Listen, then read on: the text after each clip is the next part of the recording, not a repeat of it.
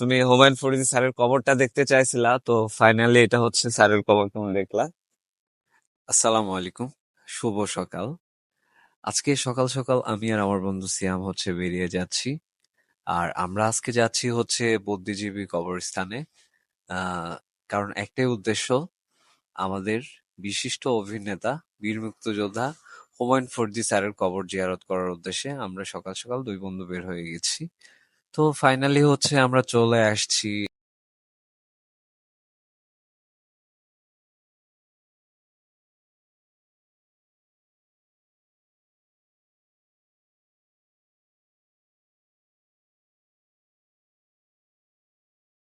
আসসালামু আলাইকুম। আজকে মানে আসছি হচ্ছে বুদ্ধিজীবী কবরস্থানে।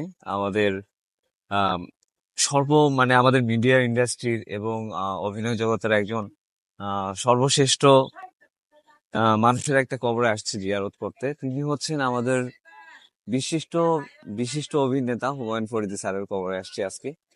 তো এইখানে আসার পরে আসলে এত এত এত ভালো মানুষদের, গুণী মানুষদের কবর দেখলাম, যে কবরগুলা দেখার পরে একান্তই মানে কিছু সময়ের জন্য নীরব হয়ে গেলাম। হ্যাঁ। যদি একটু একটু দেখাই আপনাদের, স্যারের কবরটার পাশেও আরো কিছু কবর আছে, একটু চাইলে দেখাই। এখানে আছে হচ্ছে মরহুম মরহুম আব্দুল গাফফার চৌধুরী স্যারের কবর। এটা হচ্ছে একশে গানের যে রচয়িতা, এটা স্যারের কবর। ইয়াটা দেখতে পাচ্ছেন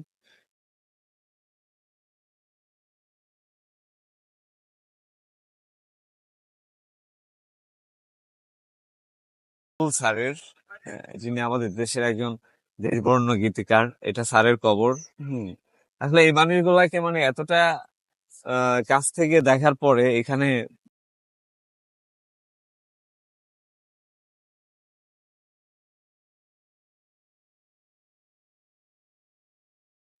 আর এইসব মানুষদের অবদান অবদান আসলে কখনো পূরণ করা সম্ভব না, বা পূরণ হয়ও নাই বা হবেও না কখনো।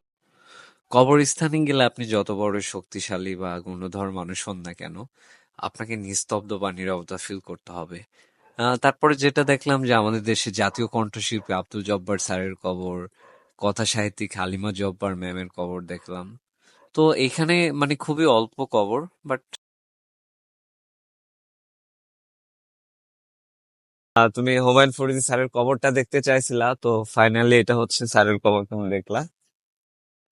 সব কবরগুলা যখন ঘুরে দেখছিলাম, তো ঘুরে দেখার সব কবর ঘুরে দেখতে দেখতে হঠাৎ করে হচ্ছে আমাদের দেশের একজন, মানে যার তুলনা কখনোই পসিবল না ফিল আপ করা, বা যার গুণগান করলেও শেষ হওয়ার মতো না, তিনি হচ্ছেন বিশিষ্ট শহীদ ফ্লাইট লেন্স নায়ক মতিউর রহমানের স্যারের সমাধি।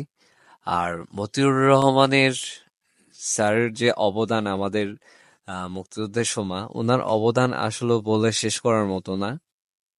কারণ ইতিহাস ঘাটলে যেটা আমরা দেখতে পাই বা যেটা জানি, কারণ আমাদের দেশের জন্য যখন বিশিষ্ট মতিউর রহমান স্যার তার নিজের জীবন বাজি রেখে উনি পাকিস্তানের একটা প্লেন নিয়ে হচ্ছে উনি চলে আসতেছিলেন, তখন হচ্ছে যে উনি মাটিতে ভূধস্থ হয়ে উনি তখন হচ্ছে শাহাদত বরণ করেন।